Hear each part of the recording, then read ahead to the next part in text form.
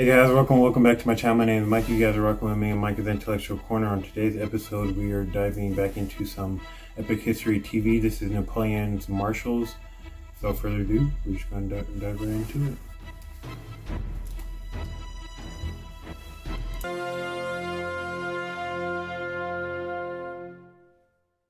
Terror belli, decus pacis. Terror in war, ornament in peace. The words inscribed on every French marshal's baton. In France, the title of Marshal or Maréchal goes back at least to the 13th century. It represents the highest possible position of military authority symbolized by a marshal's baton. The title was abolished during the French Revolution as incompatible with the egalitarian spirit of the age. But in 1804, Napoleon founded a new empire and restored the ancient rank. This is Epic History TV's... If I'm not mistaken, they're the equivalent of a 4-star general, if I'm not mistaken. Or, if I'm not mistaken. But let's keep going. It's Epic History TV's guide to Napoleon's marshals. All 26 have been ranked according to our own evaluation of their achievements as marshals, with expert guidance from retired Lieutenant Colonel Remy Porte, former chief historian of the French Army. So far, we've met Marshals Perignon, Brune, Serrurier, Kellerman, Grouchy, Moncey, Poniatowski, and Jourdan. Of which I'm pretty sure, I think, like 3 to 4 out of all of them were actually did something in the Napoleonic Wars. The rest of them were essentially, like kind of honorary marshals, or they were only picked for certain, political reasons, stuff like that. But some of them might have been too old or stuff like that to actually do really anything in the battlefield. But And Jourdan.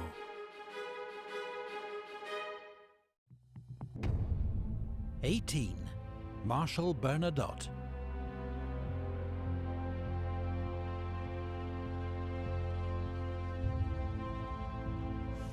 Bernadotte enlisted in the French Royal Army aged 17 and proved a model soldier, rising to become the senior non-commissioned officer in his regiment in just 10 years.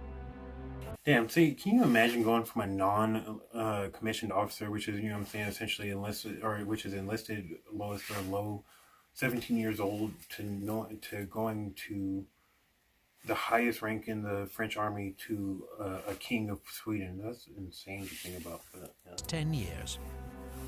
The French Revolution and active service opened the door to rapid promotion.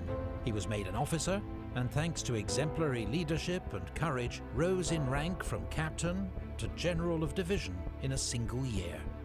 Not even Napoleon rose through the ranks as quickly. He particularly distinguished himself at Fleurus, leading an attack that helped secure Jourdan's famous victory. As a professional soldier and ex-sergeant major, Bernadotte insisted on the highest standards of discipline and conduct from his men. He even fought a duel with his own chief of staff, whom he accused of taking a bribe. In 1797, Bernadotte...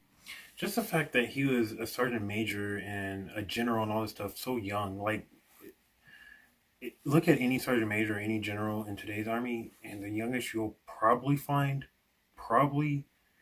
is like, not for a general. General, you're going to find it like in their 40s, but for a sergeant major, you might find one at like 35, maybe 34. You know what I'm saying? They're pretty old usually. And I mean, even that, it's not even that old, but still, like, that, they're not going to be like, what I'm saying, in their early 30s, late 20s and stuff like that, like these dudes were. It's crazy to think about how fast it was. I mean, I'm sure obviously war, the fact that they're in a constant state of war almost, it seems like obviously helped. But still, it's just crazy to think about.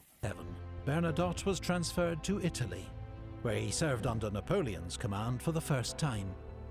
By this stage, both men had brilliant reputations, but despite a good first meeting, a clash of styles and jealous rivalry soon emerged between them.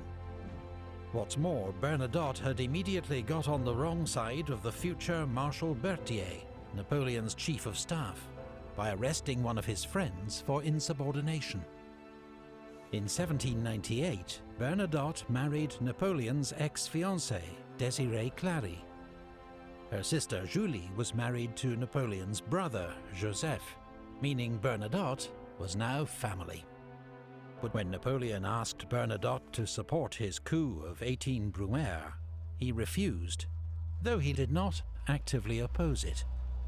Napoleon suspected Bernadotte of conspiring against him, but the Clary sisters helped. And he's really lucky then, because he could have easily have went the way of, you know what I'm saying, Alexander Dumas, all those fools who essentially conspired against him and met the wrath of the stomping Napoleon and all that stuff. So he's definitely lucky he was able to get enmity from his sister, because obviously with the fact that he has such a huge rivalry and stuff like that, he could have easily have cast him away and sent him to America or something like that. Bernadotte of conspiring against him, but the Clary sisters helped to keep the peace.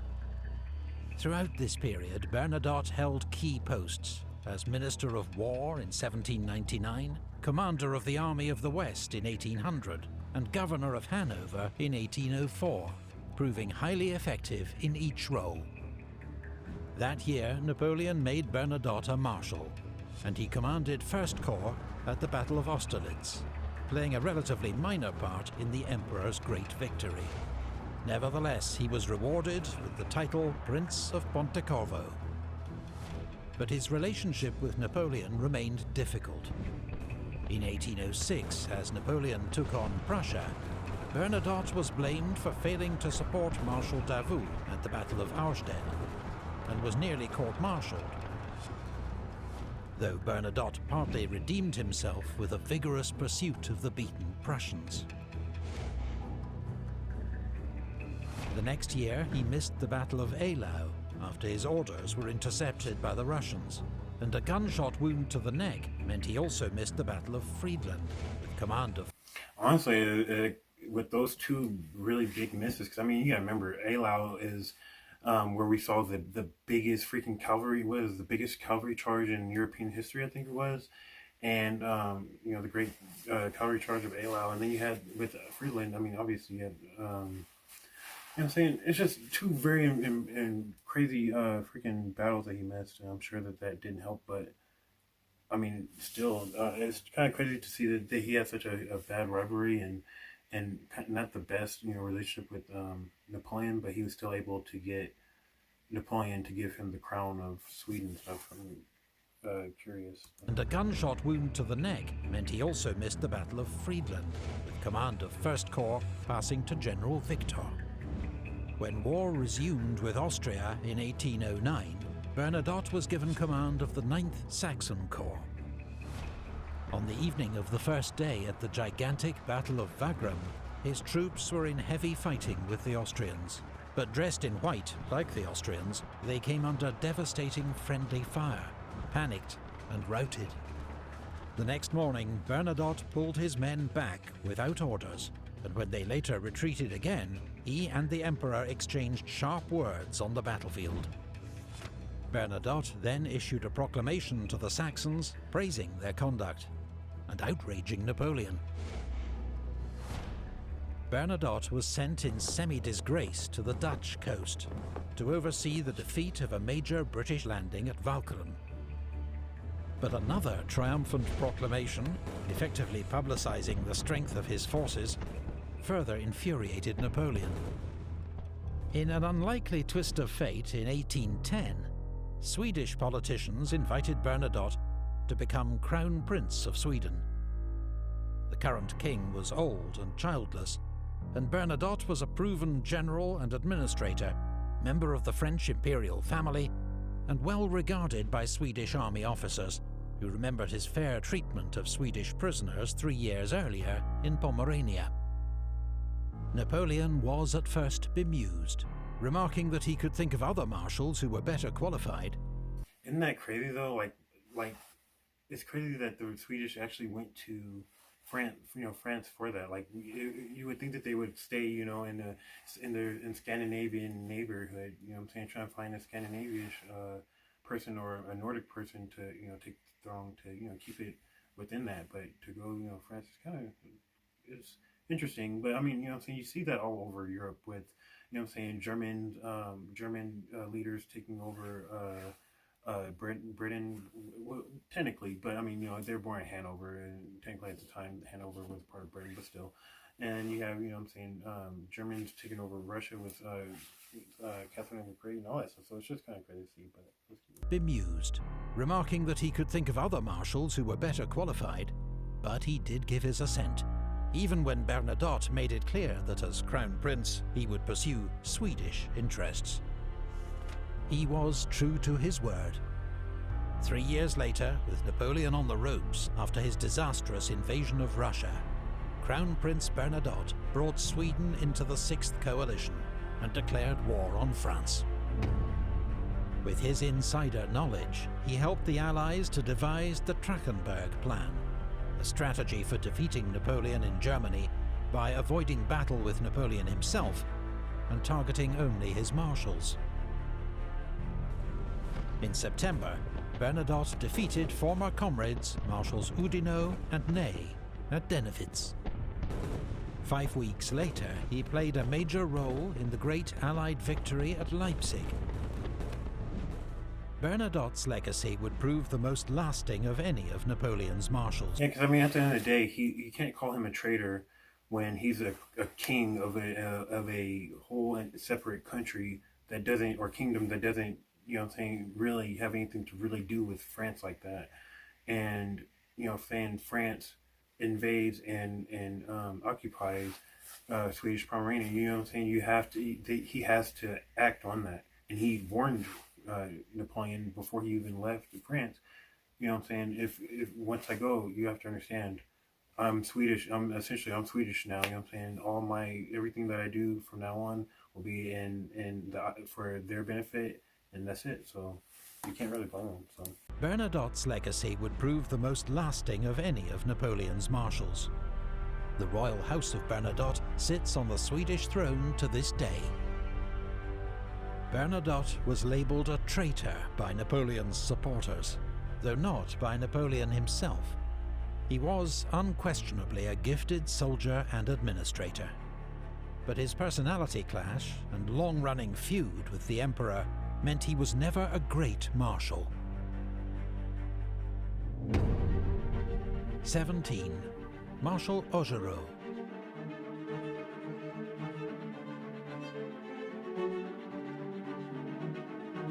Augereau had, by his own account, an eventful younger life, serving at various times with the French, Russian and Prussian armies, deserting or being kicked out of all three in dubious circumstances. He briefly earned a living in Dresden as a fencing master, with a feared reputation as a duelist. He embraced the French Revolution and joined a volunteer cavalry regiment known as the German Legion, before holding various staff and training roles where his experience in the regular Prussian army proved valuable. Promoted to general, Augereau served in the Eastern Pyrenees, where his flair for tactics and bold, decisive action helped win a series of victories over the Spanish. Later serving in Italy under Napoleon, Augereau proved a highly effective divisional commander. The future emperor's reports were glowing. Strong character, firmness, energy, has the habit of war, liked by his men, and lucky. In 1796, Augereau played a leading role in Napoleon's victories over the Austrians at Castiglione and Arcole. In fact, the painting of Augereau's heroism at Arcole Bridge long predates the more famous version by Vernet, in which Napoleon takes centre stage, and is an even greater work of fiction. Augereau's standing among fellow generals, however, was damaged by an enthusiasm for looting to... Yeah, if you really think about it, looting, obviously, you have to loot to keep your men happy and all that stuff, and to help pay them and all that stuff. But at the end of the day, looting really is I'm saying people have been looting since, antiquity and since ancient times. So when you really think about it, looting is just barbaricness. I'm saying? It's not really civilized. So yeah, in a time where I'm saying we're starting to go into the Victorian age and stuff like that. A lot of things that were being done in ancient times are starting to really be seen as barbaric. I'm saying? Like looting, slavery, all this stuff. I'm saying? So it's just um, you know, obviously that's why you see all these generals starting to stray away from it and stuff like that, and look at him like he was crazy. Them for looting to rival General Brune, while others were irritated by his loud and boastful manner. Augereau was known to be a reliable Republican, and in 1797 Napoleon sent him to Paris to be the military muscle for the coup of 18 Fructidor. This was an army-backed purge of pro-royalist politicians threatening to restore the French monarchy. A brief spell in charge of the Army of the Rhine demonstrated that Augereau was not suited for high command, as his unruly entourage and obsession with plunder caused chaos at headquarters. As a Republican, Augereau initially opposed Napoleon's seizure of political power, but soon sensed which way the wind was blowing and pledged support. Created a marshal in 1804, status, wealth and declining health served to mellow Augereau's behaviour. He commanded 7th Corps in the 1805 campaign, but was held in reserve and missed the great battles of Ulm and Austerlitz. The following year, he was in the thick of the fighting at Jena, leading 7th Corps against the Prussian southern flank. At Eylau in 1807, Augereau was so ill he had to be strapped to his horse, but led 7th Corps into battle in terrible winter conditions. Ordered to advance, his corps lost its way in a blizzard, was mown down by Russian guns, charged and virtually destroyed. Augereau himself was hit and crushed under his own horse. Unfortunately, that's what happens when you strap yourself to your own horse. You kind of, you can't push yourself away from it whenever he falls on you, whenever, it's shot and just, falls. But definitely a crappy way to die. And especially knowing, that he probably was alive there for a while trying to get out of it, but, who knows. Was hit and crushed under his own horse. He returned to France to recover, but was never the same again. His energy and zeal were gone. During Napoleon's war in Spain, he was sent to replace Saint-Cyr as commander of the Army of Catalonia. He completed the grim 7-month siege of Girona, but was soon replaced by MacDonald for his lackluster performance. In 1812, Augereau commanded depots and reinforcements in the rear, as the Grande Armée marched to its destruction in Russia. However, at Leipzig he was briefly back to his best, inspiring his small corps of conscripts to fight for several key villages in the south in the face of relentless Austrian attack. In 1814, Napoleon gave Augereau command of the Army of the Rhone, but he surrendered Lyon without a fight, and on news of Napoleon's abdication, denounced his former emperor as a man who, having sacrificed millions of victims to his cruel ambitions, has not known how to die like a soldier. When Napoleon returned from exile in 1815, Augereau proclaimed his loyalty once more, but the emperor was not interested. Augereau was stripped. Yeah, unfortunately, literally you see that all over early 1800s France, of people switching sides, switching over their loyalties and stuff like that, because there was so much freaking stuff. There's so many coups and so much crap going on. You kind of had to survive, but yeah, it was going on ridiculously amount. But once more, but the emperor was not interested. Augereau was stripped of his baton and died the next year. 16. Marshal Lefebvre.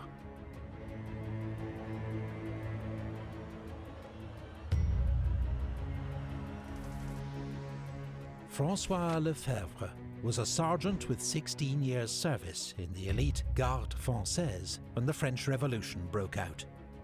When the Guard was disbanded, he became an officer in the Paris National Guard and received the first of many wounds protecting the royal family from an angry mob.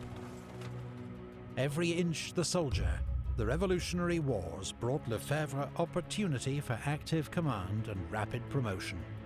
In just 2 years, he rose from captain to general, establishing a reputation as a formidable divisional commander, a good tactician, brave, energetic, and attentive to the needs of his men. His chief of staff, the future Marshal Soult, acknowledged that he learned much from Lefebvre's example. In 1799, Lefebvre commanded the Paris military district. Not much impressed by politicians, when Napoleon asked him to support a coup, he was all for it, declaring, "Yes, let's throw the lawyers into the river." In 1804, Napoleon made Lefebvre an honorary marshal. Honorary because Napoleon assumed Lefebvre would prefer a quiet life in the Senate after a decade's active service with the scars to prove it.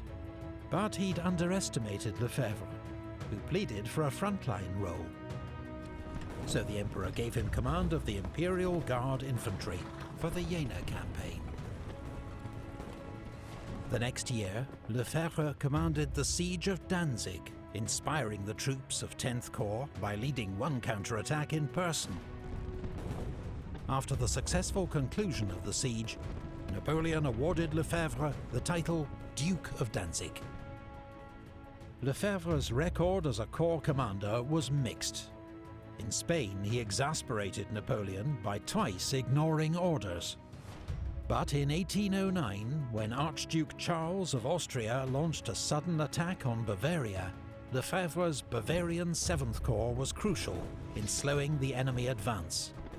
Yeah, so it sounds like he pretty much just had a really, to be honest with you, so far he's been the most solid out of all of the marshals that we've seen. Like, he's had the most solid career and stuff like that. I don't know if it's going to get worse because, you know what I'm saying, he wasn't mentioned a whole bunch, but in the other videos, we'll see. Corps was crucial in slowing the enemy advance, until Napoleon arrived to take charge. He was then given the difficult task of suppressing a popular revolt in the Tyrol, led by Andreas Hofer, which he achieved despite... That event actually just happened recently in historical terms, like, not historical terms, but essentially it happened like back in, I think, what, February 20th or 21st, one of the two. It happened around my birthday. I can't remember the exact date, but I remember doing it on my Today in History thing. Which he achieved despite some early setbacks. For the invasion of Russia, Lefebvre commanded the infantry of the Old Guard. During the retreat from Moscow, the 57-year-old Marshal insisted on marching on foot at the head of the Guard all the way. At the end of the retreat, he was devastated to learn that his son, a 27-year-old general, was among nearly 100,000 men who had not survived the march. He had been Lefebvre's last surviving child. Well, then as his father, you should have made sure that he was up at the front with you, marching with you, you know what I'm saying? That's would have been me, but that's just me. Especially in knowing that there's so many dead people, there's so, like, you know what I'm saying, you just never know. You can't, I would not allow, you know what I'm saying, for him to get picked off by a Cossack, and I would not allow for him to just, you know what I'm saying, that's just me though, but I understand war and all that, but yeah. Lefebvre's last surviving child, of 14. After a year recovering from exhaustion and grief, Lefebvre returned to lead the Old Guard one last time in the defense of France, and was in heavy fighting at Montmirail and Montereau. But in April 1814, he was one of the marshals who confronted Napoleon with the reality of his position and forced him to abdicate. Lefebvre and his wife, an ex-washerwoman turned duchess, were famous for their lack of airs and graces, for honest, blunt speech, and for always helping out old comrades. When a friend commented on Lefebvre's wealth and titles, the Marshal invited him into the courtyard. "I'll have 10 shots at you with a musket at 30 paces, he told him. "If I miss, the whole estate is yours." When the friend declined, Lefebvre added, "I had 1,000 bullets fired at me from closer before I got all this." Lefebvre was too exhausted to take an active role in the Waterloo campaign, though he accepted a role as a senator under Napoleon, which led to a brief period in disgrace when the Bourbons returned. His rank and honours were restored to him a year before his death, in 1820. 15. Marshal Mortier.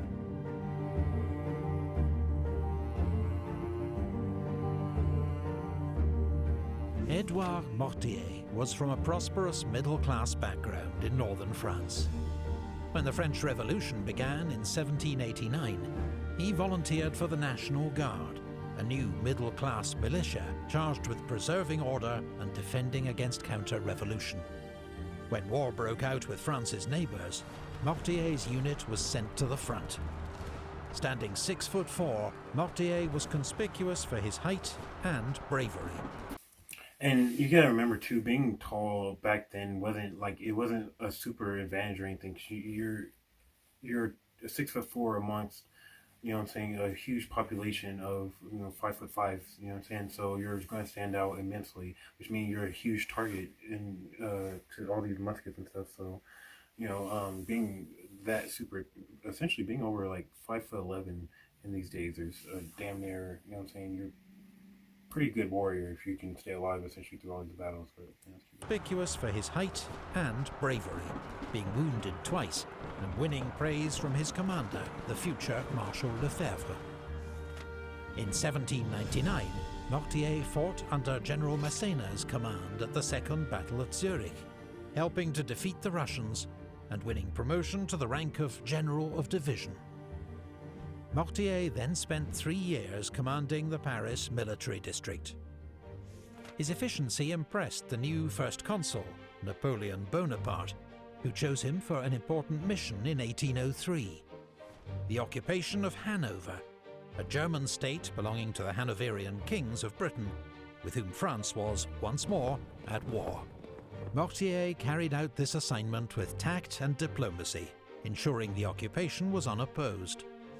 This delighted Napoleon, who rewarded him a year later with the rank of Marshal.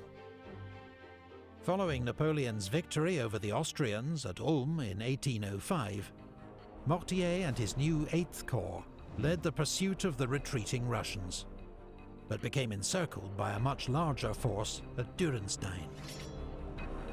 Mortier fought his way out of the trap with a nighttime bayonet charge, a remarkable escape, but his corps suffered heavy losses. Mortier and 8th Corps were in a supporting role for the Jena campaign of 1806. But the next year at Friedland, his corps played an important role holding Napoleon's left wing, as the Emperor inflicted a devastating defeat on the Russians. Mortier was well liked by all, and almost uniquely did not engage in feuds and rivalries with the other marshals. Oudinot was a particular friend. In East Prussia, their party trick was to snuff out the candles with pistol shots. Why? I don't understand. Like, if you're a soldier or a general or anything at this time, I understand, they want to be, the best and they want to get, to the top position, but at the same time, you're going through some of the shittiest times and crappiest things that any person can go through at this time living on Earth. You know what I'm saying? So it's that type of knowing that this person right here next to you is going through that same stuff with you, it should be creating a huge camaraderie in you and all your you know what I'm saying, your fellow soldiers and stuff like that, to where, I don't know, that's just how I see it. So yeah. Just one of those things.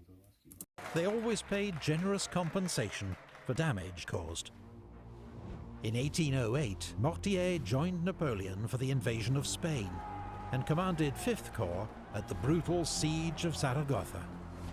He then helped win a series of victories over Spanish forces, including the crushing victory at Ocaña, operating alongside another friend, Marshal Soult. Mortier was recalled to France to organize and train the Young Guard, a new junior unit of the Imperial Guard, made up of the best conscripts from each year's intake.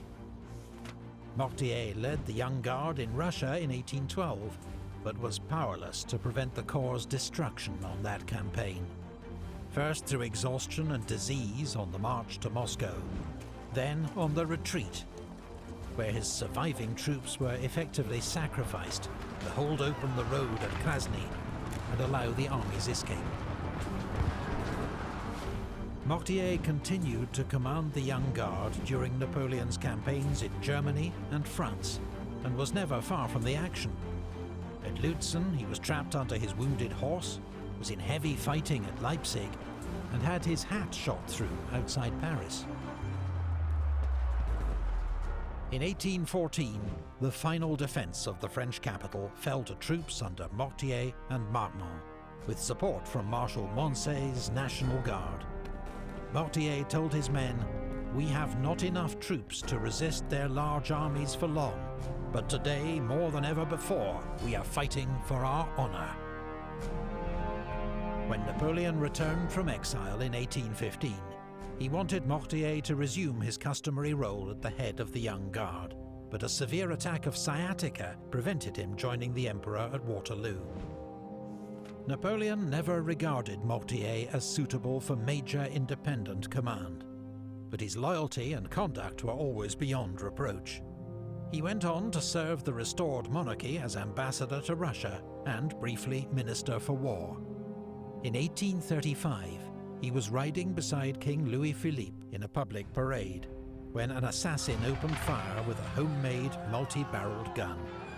The king received a minor wound, but Marshal Mortier and 17 others were killed. 14. Marshal Marmont.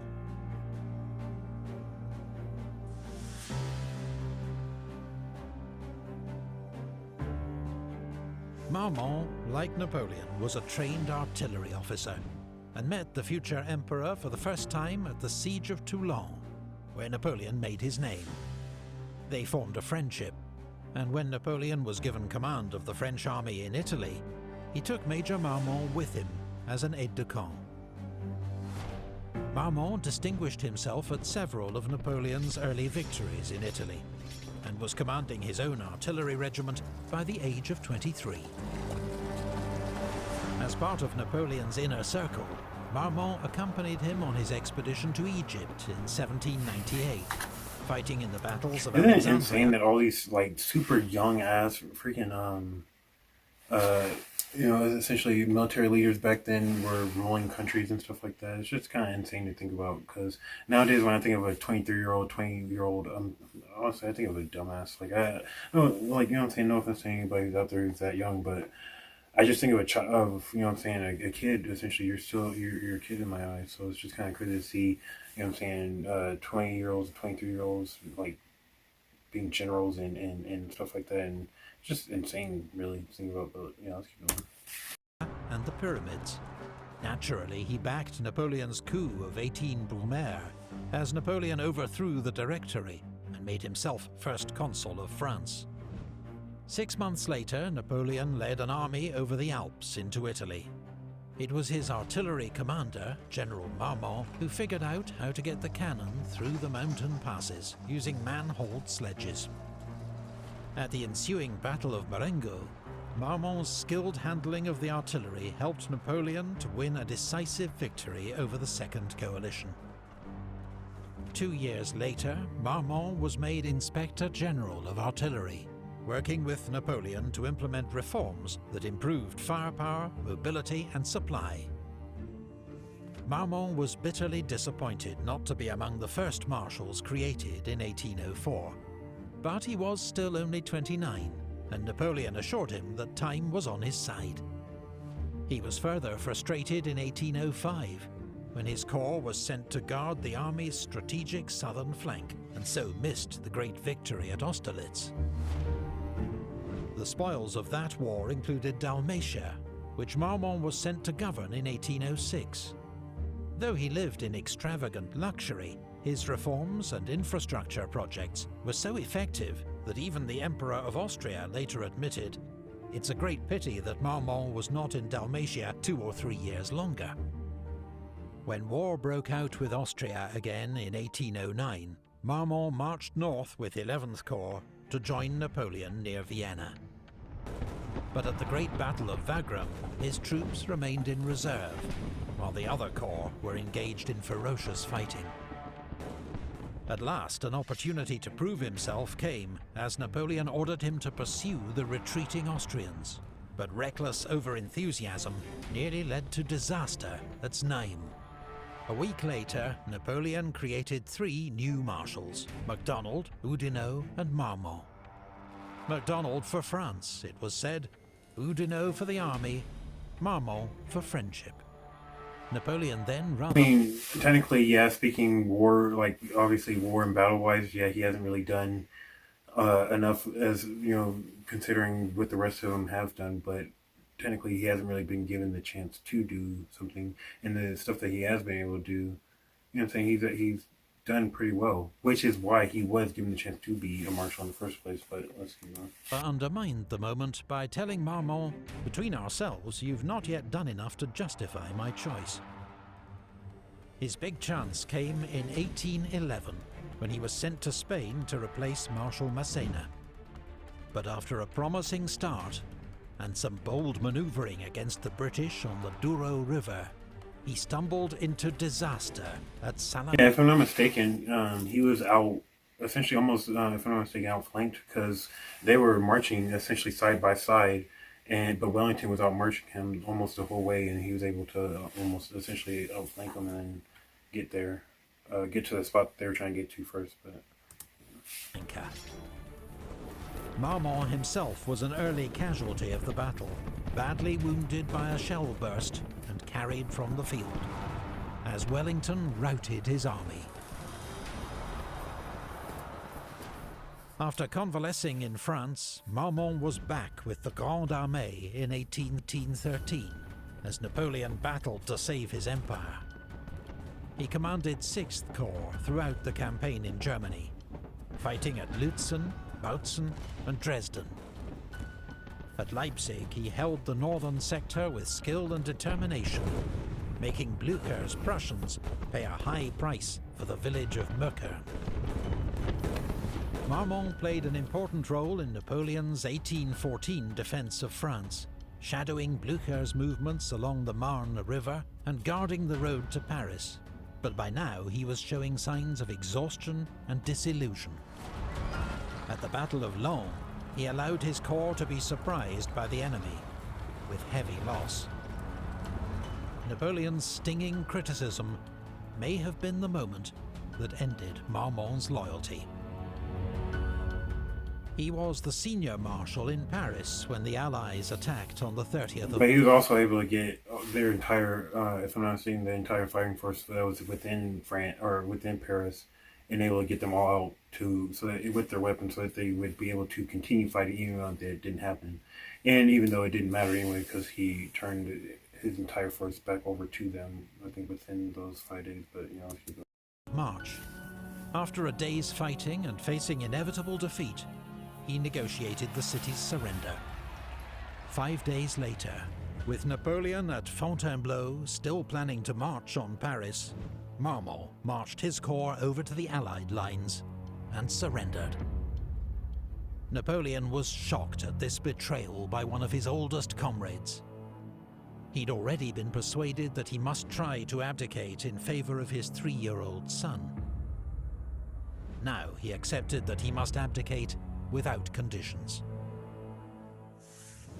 Whether Marmont acted to save lives, out of self-interest or spite, or a combination of all three, most likely a combination of all three, because I mean, obviously, if he was feeling some type of way of the way that Napoleon, talked about him. He was seeing how everybody around him was dying because that coalition was literally closing in and effing everything up, and the fact that he was, already kind of tired and delusional from the days of fighting prior. So yeah, it's probably all three, a combination of all three. I wouldn't doubt it. Remains the subject of heated debate. We do know that he was well rewarded by the restored Bourbon king, and never forgiven by Bonaparte loyalists. As military commander of Paris in 1830, Marmont could not prevent the next revolution and had to flee France. He spent the rest of his life in exile, becoming tutor while he was in Vienna to Napoleon's son, the Duke of Reichstadt. He was the last of Napoleon's marshals to die, in Venice in 1852. Bernadotte, Augereau, Lefebvre, Mortier, Marmont. 13 down, 13 to go. Join us for part 3 when we'll continue the countdown, coming soon. Thanks again to our video. Right there. So yeah, definitely just one of those things